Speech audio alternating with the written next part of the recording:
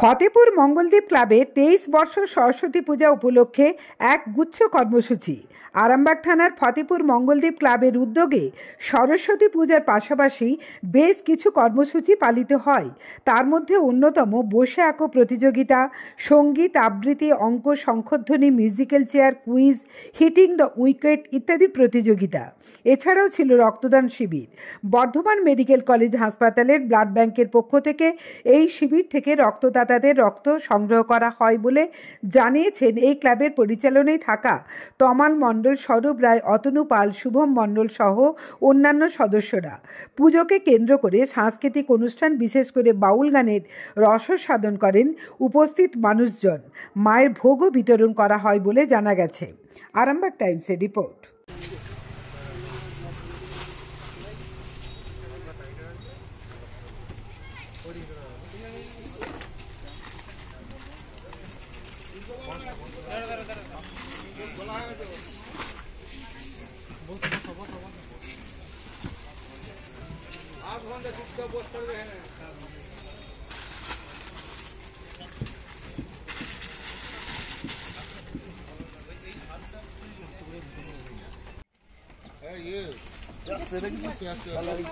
কেন বলছিলাম উপরে দেখবি যখন উঠবি না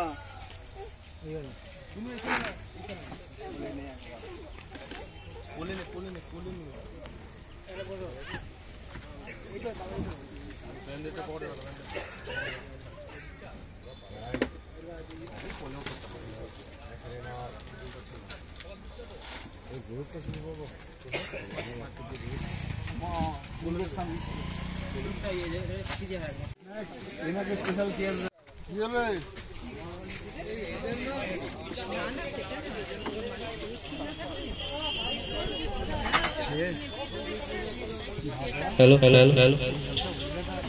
মঙ্গলদ্বীপ ক্লাবের পরিচালনায় যে রক্তদান শিবিরের আয়োজন করা হয়েছিল, তো আমাদের রক্তদান শিবির চলছে। যে সমস্ত সহৃদয় ব্যক্তিরা স্বেচ্ছায় রক্তদান করতে ইচ্ছুক, আপনারা অতি সত্বর আমাদের পুজো মণ্ডপে এসে হাজির হন। যে সমস্ত ব্যক্তিরা স্বেচ্ছায় রক্তদান করতে ইচ্ছুক, আপনারা অবিলম্বে আমাদের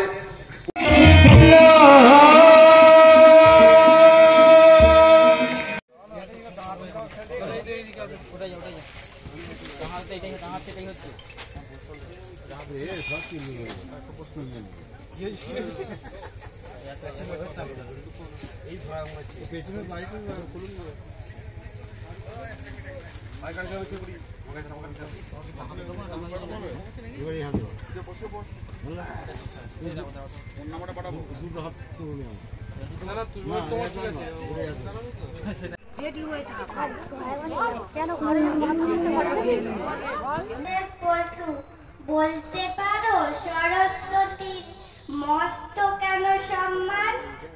বিদ্যে যদি বলো তবে গণেশ কেন কম যান? সরস্বতী কি করেছেন মহাভারত লেখেননি? ভাব দেখে তো হচ্ছে মনে তর্ক করাও শেখেননি। তিন ভুবনে গণেশ দাদা নেই জুড়ি পাণ্ডিত্যে, অথচ তার গুণের দিকে ভক্তি কেন চিত্তে? সমস্ত রাত ভেবে ভেবে এই পেয়েছি উত্তর, বিদ্যা যাকে বলি তারই আরেকটি নাম সুন্দর। নমস্কার।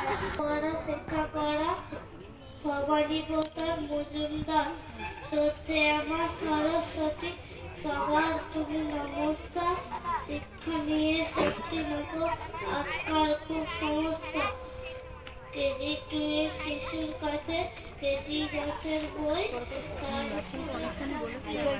তার কত শিশুর ব্যথা বুঝবে কেরা, তার কাছে সব বই হারিয়ে যাচ্ছে। Oh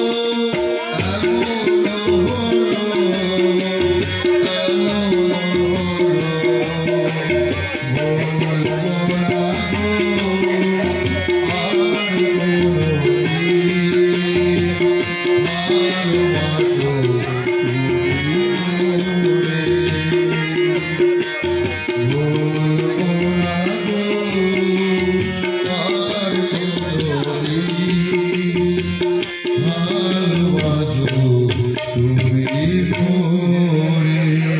আরেকটা মিলন দিয়ে দেবো বাবা। আসুন মিলন হবে কত দিনে।